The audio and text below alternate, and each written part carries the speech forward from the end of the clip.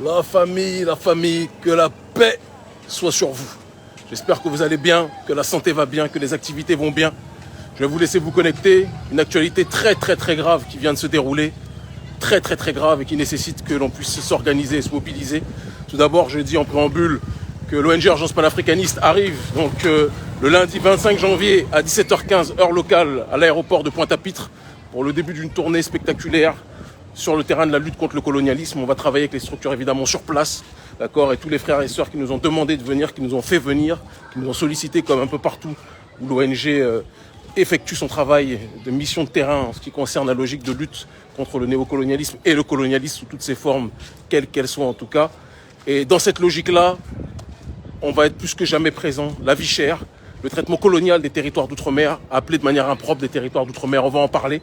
Je parlais avec une petite sœur qui me disait tout à l'heure que en Guyane, les gens pour aller en Guadeloupe, c'est beaucoup plus cher que pour des gens de Paris qui veulent aller en Guadeloupe. Les populations, notre peuple dans l'outre-mer n'a pas la possibilité de voyager où il le veut. On ne lui donne pas cette possibilité-là. Par contre, ceux qui viennent de la, entre guillemets, dite métropole ont le droit, évidemment, de voyager à des prix qui défient toute concurrence. C'est simple pour eux. Tout est fait pour que le colon puisse voyager comme il le veut, mais que les populations d'outre-mer ne puissent pas être dans une logique d'interagir, de partager, d'échanger. C'est insupportable. Donc ça fait partie des différentes thématiques que nous allons soulever. Et on va aussi surtout se mobiliser pour les grands frères qui ont été injustement incarcérés, mais on y reviendra très prochainement. Le live d'aujourd'hui va porter sur la thématique gravissime. Gravissime. La paix sur vous. Je suis content, mes frères et sœurs, de vous retrouver. La famille, amis comme ennemis. Content de vous retrouver. Vous-même, vous savez, on vous prépare du lourd. Vous avez entendu parler du meurtre de l'armée coloniale française. L'armée coloniale française a tué, a assassiné un jeune éleveur en Côte d'Ivoire. L'armée d'occupation française. L'armée d'occupation française, celle qui est accueillie à bras ouverts par l'un des plus grands traîtres de l'histoire de l'humanité africaine, en l'occurrence Alassane Dramane Ouattara. Le même Ouattara qui engage des services de communication miséreux sur les réseaux sociaux pour faire leur propagande. J'ai vu qu'ils ont relayé l'article torchon que personne ne prend au sérieux de Jeune Afrique, où il était dit que moi, Nathalie Yan, Ben Le Cerveau, on serait des agents du KGB ou je ne sais trop quoi. On attend d'ailleurs les financements, c'est très intéressant, c'est très important. Nous, on a toujours dit, on travaille avec Cuba, on travaille avec les Turcs, on travaille avec les Russes, tous ceux qui sont opposés à l'hégémonie occidentale, on parle avec eux directement. Mais maintenant, on veut aussi les vrais financements. Donc on lance un appel, ça nous intéressera énormément, il n'y a aucun problème dessus. Et donc Alassane Dramane Ouattara, qui engage plus que jamais, dans une logique de fusion avec les services français, une campagne d'offensive, d'opposition frontale plus que jamais contre le panafricanisme, c'est encore illustré à travers l'accueil chaleureux qu'il réserve à l'armée d'occupation française, qui peut tuer à vue des jeunes éleveurs africains qui vivent en dessous du seuil de pauvreté, qui peut tuer dans des soi-disant accidents lors de leurs exercices militaires, j'ai dit bien soi-disant accidents, nos populations, sans que personne ne réagisse. Il y a un moment donné, il faut qu'on puisse se poser des questions. Pendant combien de temps, je le dis et je le répète, bonjour Zakro, j'espère que tu vas bien petit frère, pendant combien de temps va-t-on accepter que des armées d'occupation coloniale puissent nous dire ce qui est bon ou mauvais sur notre continent? Pendant combien de temps allons-nous accepter que ces armées d'occupation coloniale puissent tirer comme sur des lapins tels qu'ils le font sur les populations africaines? Pendant combien de temps allons-nous accepter d'être les serpillères de l'humanité? C'est une question de fond que l'on doit être capable de se poser. On arrive à un moment donné où c'est inacceptable, où c'est insupportable.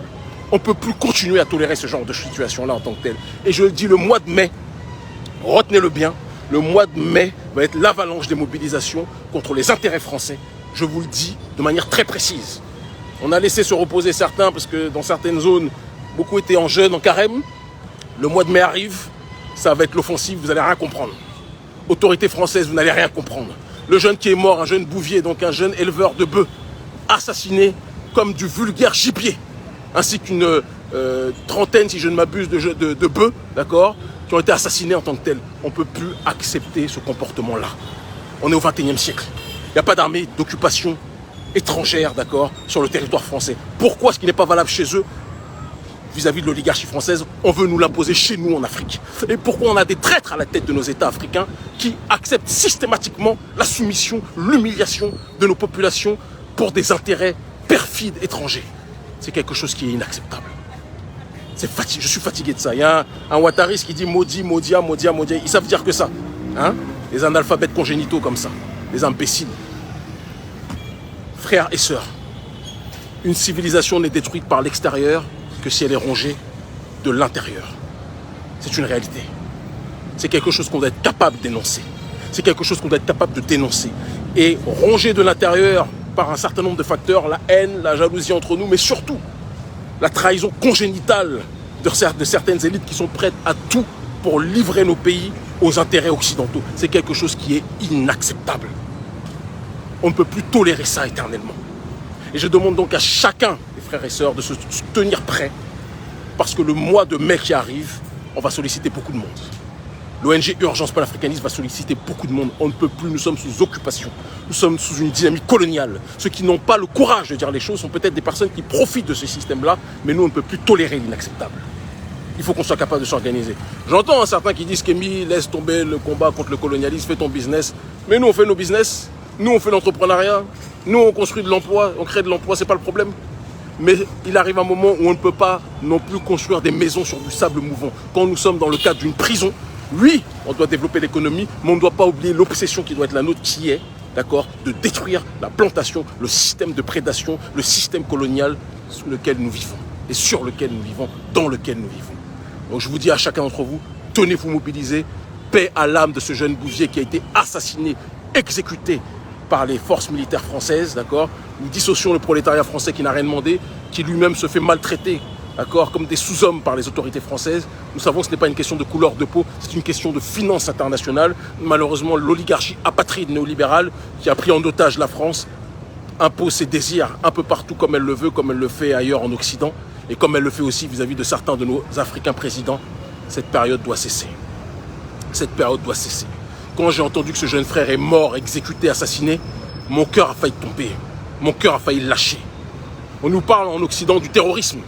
Oui, Daesh, etc., etc., ils font des attentats, mais les seuls terroristes que nous connaissons chez nous en Afrique, c'est l'armée française, d'accord, qui agissent en concubinage incestueux, d'accord, avec les oligarchies africaines corrompues. Il faut qu'on soit capable de le dire. On doit être capable de mener jusqu'au bout ce combat intérieur. Certains m'ont dit qu'Emi, arrête de t'attaquer aux autocrates, aux dictateurs, etc. africains, attaque-toi uniquement à l'Occident. Mais l'Occident est ce qu'il est en termes d'hégémonie vis-à-vis de notre Africain continent, uniquement parce qu'ils ont les oligarques africains à leur côté. Et donc on ne peut pas lutter contre la France-Afrique sans lutter contre l'oligarchie française, certes, mais aussi contre l'oligarchie putride africaine qui vit dans la richesse la plus absolue pendant que nos populations vivent en dessous du seuil de pauvreté. C'est quelque chose qui doit cesser. C'est quelque chose qu'on ne peut plus accepter. C'est quelque chose que l'on doit être capable de déréguler. Ce processus de destruction, on doit être capable de l'arrêter. Moi, cher peuple, on pourrait tous vivre en fermant les yeux. Ceux qui ont un minimum de possibilités en disant « Oh, moi j'ai ma petite vie tranquille, il ne faut pas que je me préoccupe du sort des autres. » Mais on ne peut pas être heureux, on ne peut pas être épanoui tant que le reste de nos frères et sœurs africains du continent, de la diaspora, ne vivent pas de manière décente. Continent le plus riche du monde, mais dont la population vit en majorité en dessous du seuil de pauvreté. Pendant combien de temps allons-nous accepter cela? Continent le plus riche du monde en ressources naturelles, en ressources minières, mais continent occupé, d'accord, colonisé, asphyxié par une armée coloniale putréfiée, que sont les armées coloniales occidentales et en majorité l'armée coloniale française que nous connaissons, ainsi que l'armée coloniale américaine qui est présente à travers Africom dans différents endroits du continent. Cela doit cesser. Cela doit cesser. Certains d'entre nous ont décidé de dédier leur vie, urgence panafricaniste, pour que ce processus puisse cesser. D'autres, comme notre vaillante sœur que nous aimons profondément, Nathalie Yamb, qui est à nos côtés, ont décidé de s'organiser pour que ce processus puisse cesser. C'est dans cette démarche que nous nous situons. D'autres comme le mouvement Yerewolo, d'autres comme le mouvement COPA-PF, ces mouvements qui sont coalisés avec Urgence Panafricaniste, je le dis, je le répète, nous allons donner nos dernières gouttes de sang s'il le faut pour que ce cancer du colonialisme cesse. Ça ne peut plus durer. Si on doit encore retourner en prison pour cela, on va y retourner. Mais que ce soit sur le continent africain, que ce soit en Guadeloupe, que ce soit en Martinique, que ce soit dans les Caraïbes, partout notre peuple est asphyxié, il faut que ce processus puisse cesser. Ce que nous disons là, c'est ce que les dirigeants africains auraient dû faire pour le peuple. Mais on a compris une chose, ce que les élites africaines ne font pas pour le le peuple le fera lui-même. Nous sommes cette illustration du peuple en tant que tel. Je vous aime en crever, chère famille. Je vous aime de toute mon âme. Notre combat, je le dis, est un combat de douleur, pas un combat de couleur. Nous nous battons pour notre peuple en priorité, mais nous sommes solidaires de tous les prolétariats du monde entier, d'accord, qui eux aussi sont asphyxiés par cette pieuvre néolibérale que nous connaissons, par cette oligarchie mondialiste asphyxiante que nous connaissons. Africains, Africaines, relevez la tête, relevons la tête. N'acceptons plus l'inacceptable. Nous sommes le seul peuple qui tolère l'intolérable. C'est inacceptable. On ne peut plus continuer comme ça. J'ai vu un guignol du nom de Koutoub, je ne sais trop quoi, un ouattariste qui écrit, qui fait des fautes à chaque mot, même pas à chaque phrase. Mon frère, on a pitié pour toi. Allez, circule. Guignol comme ça. Les ouattaristes ne sont pas payés cher, hein, parce que quand je vois le nombre de guignoleries qu'ils écrivent dans leurs messages, on est obligé d'avoir envie de rigoler. Mais c'est de bonne guerre. On sait que vous êtes payé un salaire de misère, en clochard que vous êtes. Alassane Dramane Ouattara, tu accueilles le meurtrier de Thomas Sankara, c'est ton ami, Blaise Compaoré, ce qui montre déjà le traître que tu es, d'accord? Alors que tu aurais pu être un symbole d'une Côte d'Ivoire multiculturelle, d'une Côte d'Ivoire africaine, où il y aurait une mosaïque d'identité. Mais tu as pris en otage une communauté pourtant valeureuse, profondément digne. Parce que les gens de ton ethnie sont des gens dignes, sont des gens courageux, sont des combattants, des guerriers qui font honneur à l'histoire africaine. Mais tu salis le digne nom des Ouattara en te soumettant aux intérêts étrangers. J'en ai les larmes aux yeux quand je pense à la trahison qui est la tienne. Espèce de traître. Traître devant l'histoire. Traître devant notre peuple. Traître devant l'humanité. Toi aussi tu vas tomber. On a vu que tu as mis ton nouveau vice-président là. Mais on va t'aider à quitter le pouvoir prochainement. Ne crois pas qu'on parle gratuitement. Demande au Mali. Demande en Guinée. Demande au Faso. Partout où on passe, les lâches dans ton genre trépassent. Ton jour dernier à la tête de l'État ivoirien arrive. Et ce message est pour tous les corrompus à la tête de nos États, les corrompus à la tête du Gabon, l'État de la pédocriminalité par excellence. D'ailleurs, je pense que Molina va faire une intervention prochainement parce que suite au direct, au live, à l'intervention qu'on a fait, qui, on le sait, est regardée par ceux qui sont en Afrique le connaissent, le savent, par bon nombre d'autorités. Il y a une cascade d'arrestations qui est en train d'être effectuée, d'accord, depuis ces 3 derniers jours, c'est assez spectaculaire. Molina fera un point prochainement, mais ne crois pas que c'est suffisant pour nous. Toi-même, tu fais partie de tout ça. Ton régime fait partie de tout ça. Si tu ne fais pas sauter plus de têtes, ce qui est de toute façon inéluctable, va arriver plus tôt prévu. En l'occurrence, on va secouer ton régime, on va secouer ton pays. Fais tomber le plus de têtes possible, Ali. Et donne la démocratie à notre peuple, au Gabon. Arrête d'asphyxier notre peuple, au Gabon. Nous ne sommes pas tes camarades. Nous ne sommes pas tes amis. Un pays qui avait tout pour être une nation phare et qui est devenu un exemple de pédocriminalité internationale. Vous pensez qu'on va laisser traîner ce genre de situation? On t'a à l'œil aussi, Ali. On t'a à l'œil. Pareil pour le Togo. Ne croyez pas qu'on va rester calme. J'ai été au Togo, j'ai été interdit il y a quelques années. Donc je pense que Faure Gnassingbé pense que c'est des vacances. Il peut agir en sérénité, asphyxier et maltraiter son peuple en sérénité, en toute sérénité. Certains m'ont même dit que comme Faure Gnassingbé a des contrats d'armement avec les autorités russes, Kémy ne va rien dire puisqu'il travaille avec les Russes. Moi j'ai mon agenda, les Russes ont le leur, les Cubains ont les leurs. On s'accorde sur des intérêts communs, faire partir la France. Mais croyez-moi bien que tu sois allié aux Russes ou pas, Faure Gnassingbé, toi on va t'éteindre. Toi aussi on va s'occuper de toi très prochainement. Souvenez-vous de ce que je dis, enregistrez les propos que nous énonçons. On va vous éteindre.